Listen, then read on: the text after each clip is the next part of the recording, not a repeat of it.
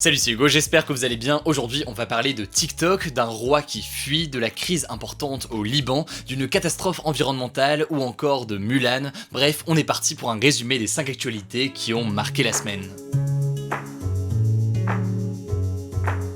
Et on commence tout de suite avec la première actu de la semaine. On va faire un point sur la situation très critique au Liban après l'explosion, mais aussi parce que la crise est tout simplement historique. Avant de commencer, sachez qu'on a déjà fait une vidéo sur l'explosion au lendemain de celle-ci, avec les premiers éléments qu'on avait à l'époque. Je vous mets un lien directement en description ou alors avec la petite fiche qui apparaît en haut à droite si ça vous intéresse. Pour résumer, une double explosion s'est produite dans la zone du port mardi à Beyrouth, la capitale du Liban. Les deux explosions ont ravagé le port et le souffle a été ressenti jusqu'à l'île de Chypre qui est située à plus de 200 km. À l'heure où j'enregistre cette vidéo, on compte 154 décès, plus de 5000 blessés et de très importants dégâts matériels à Beyrouth. Mercredi, je vous expliquais que l'explosion avait été causée par 2750 tonnes de nitrate d'ammonium, un produit très explosif qui était stocké dans un hangar du port depuis au moins 6 ans. Alors je vous la fais courte, mais aujourd'hui il y a deux hypothèses principales. La première hypothèse concernant cette explosion, c'est que l'explosion du nitrate d'ammonium aurait pu être causée par les travaux de maintenance sur le port. En fait, il y avait un entrepôt de feux d'artifice juste à côté du port et les travaux de maintenance auraient très bien pu créer une réaction en chaîne, enflammant les hangars un par un jusqu'à l'entrepôt où était stocké le nitrate d'ammonium. D'ailleurs, ce nitrate d'ammonium n'aurait pas dû être stocké aussi longtemps dans le port. En fait, il proviendrait d'un navire moldave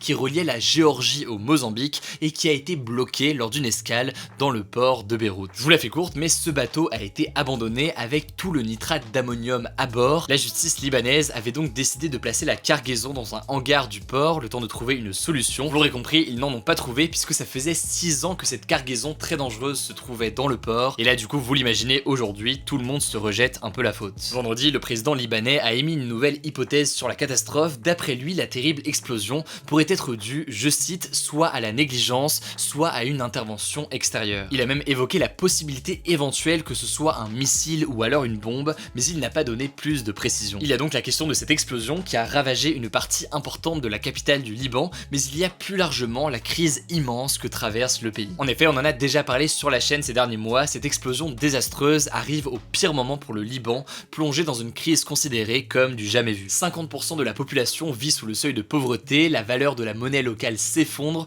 les coupures d'électricité sont très fréquentes et avec la destruction du port, essentiel à l'économie libanaise, le pays craint désormais une pénurie de nourriture. Alors pour une très grande partie de la population, les responsables, ce sont les dirigeants politiques accusés d'une corruption qui empêche toute sortie de la crise. Il faut savoir que le Liban a une histoire très forte avec la France. Le pays était ce que l'on appelle un protectorat français et aujourd'hui les liens sont toujours très importants entre les deux pays. Cette semaine, Emmanuel Macron s'est rendu sur place, c'est le premier dirigeant étranger à l'avoir fait. Il a promis d'aider le Liban, mais il a aussi demandé au Liban de se réformer et de faire les changements nécessaires pour sortir de la crise. Fin 2019, de très nombreuses manifestations avaient secoué le Liban, on en avait parlé sur la chaîne, et bien elles ont repris hier par exemple. Des milliers de Libanais sont descendus à Beyrouth pour demander la fin de la corruption et un changement de gouvernement. Bref, vous l'aurez compris, le pays est plongé dans une crise immense et les explosions à Beyrouth arrivent réellement au pire moment pour le pays. De notre côté, annulation des vacances que j'avais prévues cette semaine, je pars dans les heures à venir pour Beyrouth avec deux journalistes de l'équipe, Blanche et Benjamin. L'objectif il est très simple, on va couvrir la situation sur place, au port, les manifestations, etc.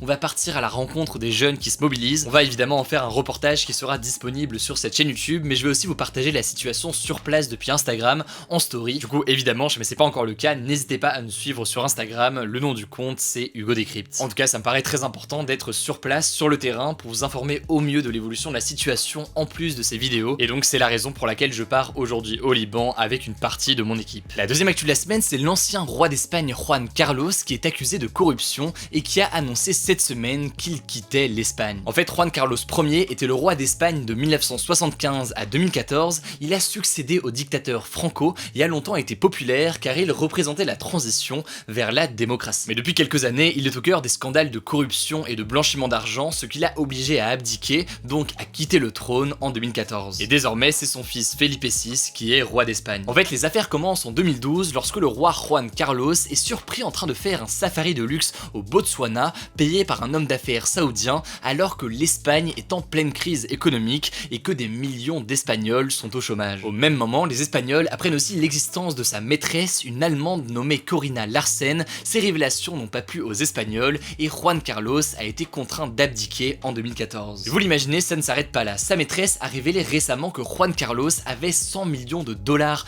cachés dans des comptes en Suisse. Selon lui, ce serait un cadeau de l'Arabie Saoudite, mais d'après les enquêteurs, rien n'explique cette immense somme d'argent, d'où les accusations de corruption. Du coup, la justice a ouvert une enquête en juin dernier pour savoir d'où vient concrètement cet argent. Pour éviter que ces affaires entachent le règne de son fils, Juan Carlos a donc décidé de quitter l'Espagne. Pour l'instant, on ne sait pas exactement où il est, le palais espagnol refuse de le dire, mais certains médias affirment qu'il est actuellement dans un palace à Abu Dhabi, aux Émirats Arabes Unis. Cet exil de l'ancien roi d'Espagne, il est important parce que c'est une page de l'histoire de l'Espagne qui se tourne, mais concrètement, il n'a pas vraiment de conséquences d'un point de vue politique puisqu'il n'était plus roi, et puis au-delà de ça, en Espagne, c'est bien le Premier ministre qui gouverne. D'après un récent sondage, 50% de la population espagnole est en faveur de la fin de la monarchie. Du coup, vous l'imaginez, l'objectif de l'actuel roi Felipe VI, c'est de se désolidariser des scandales de son père, mais aussi de convaincre la population que la monarchie a toujours sa place en Espagne. Pour la troisième actu de la semaine, je voulais revenir sur les rebondissements qui concernent la possible interdiction de l'application TikTok aux États-Unis. Pour recontextualiser, TikTok, qui compte 50 millions d'utilisateurs réguliers aux États-Unis, appartient à une entreprise chinoise du nom de ByteDance. Or, le président américain Donald Trump accuse cette application d'être utilisée par le renseignement chinois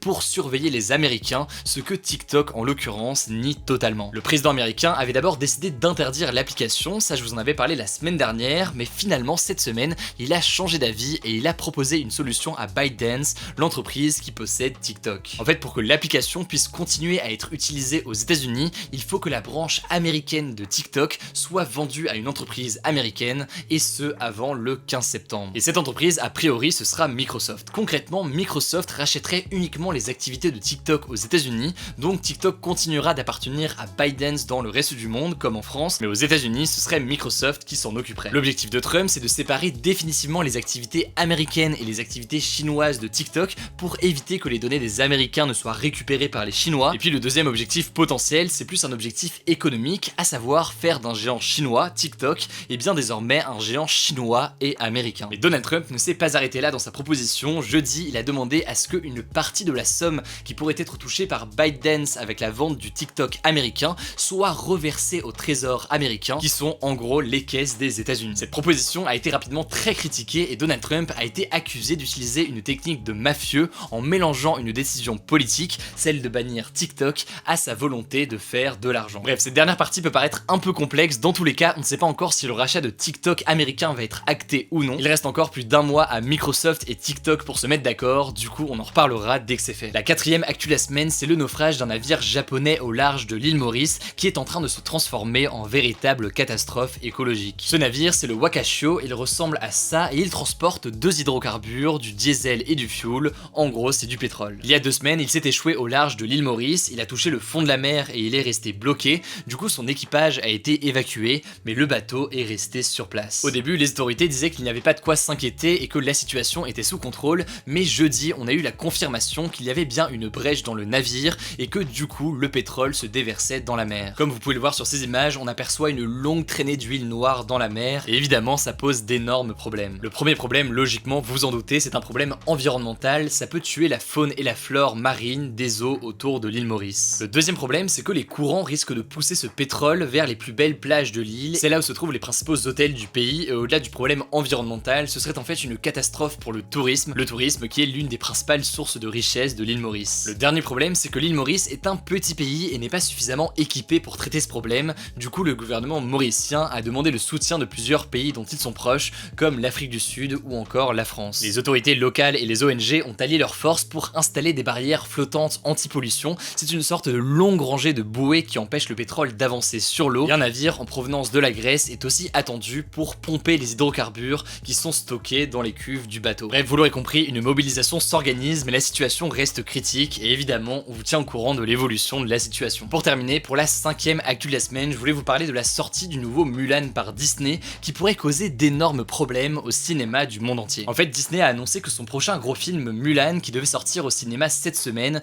ne sortira finalement pas en salle. Disney a finalement décidé de sortir le film uniquement sur sa plateforme à la Netflix appelée Disney+, Du coup, le film sera disponible en streaming le 4 septembre prochain. Les Américains devront payer 30 $ pour le voir, même s'ils sont abonnés à la plateforme Disney+, et en France, on ne connaît pas encore les tarifs. Vous l'imaginez, les cinémas français se sont indignés de cette décision de diffuser directement sur Disney+, et un directeur de cinéma de région parisienne a même détruit une affiche promotionnelle du film avec une batte de baseball en signe de protestation. Ce qu'il faut savoir, c'est que les salles de cinéma, et notamment en France, attendaient avec impatience ces 2 mois d'été, car c'est souvent à ce moment-là que sortent les gros blockbusters américains. Ces films attirent souvent énormément de monde, et c'est donc généralement pendant cette période que les cinémas font leur plus gros chiffre d'affaires. Cette année, vous l'imaginez, cette période était encore plus attendue puisque les salles sont restées fermées pendant près de 3 mois, ce qui représente une immense perte d'argent. Or, en juillet, la fréquentation des cinémas français a été en chute de 78% par rapport à la même période l'année dernière, ce qui a d'ailleurs poussé certains cinémas comme le mythique Grand Rex à Paris à fermer leurs portes pendant l'été car ils perdaient trop d'argent. Bref, vous l'aurez compris, la non-sortie de Mulan au cinéma est un vrai coup dur pour les cinémas du monde entier, et si jamais vous voulez davantage d'informations, je vous mets des liens directement en description. Je vous l'ai dit il y a quelques minutes, je pars donc dans quelques heures pour Beyrouth avec mon équipe pour suivre la situation sur place. Rendez-vous donc sur notre compte Instagram en story, et puis au-delà de ça, logiquement, un reportage sera aussi disponible dans les jours à venir directement sur la chaîne YouTube. Le débat de la semaine dernière, c'était le suivant: pensez-vous qu'un concurrent direct à Facebook, Google ou WhatsApp peut émerger de l'Union Européenne? Vous avez été plus de 130 000 à voter, et comme vous le voyez, vous êtes très peu à y croire. Le débat de la semaine, quant à lui, c'est le suivant: faites-vous globalement confiance aux réseaux sociaux pour protéger vos données? C'est un débat qu'on a déjà eu l'occasion de faire il y a quelques mois, mais qui me paraît tout de même intéressant. Du coup, pour voter, c'est très simple, vous cliquez sur la chaîne Hugo Décrypte, vous allez dans l'onglet communauté, et à ce moment-là, vous aurez le sondage du jour, ainsi que les sondages des jours précédents. Écoutez, je crois que j'ai tout dit en description, je vous mets des liens pour en savoir plus, surtout prenez soin de vous, et on se dit du coup à très vite sur YouTube ou alors sur Instagram.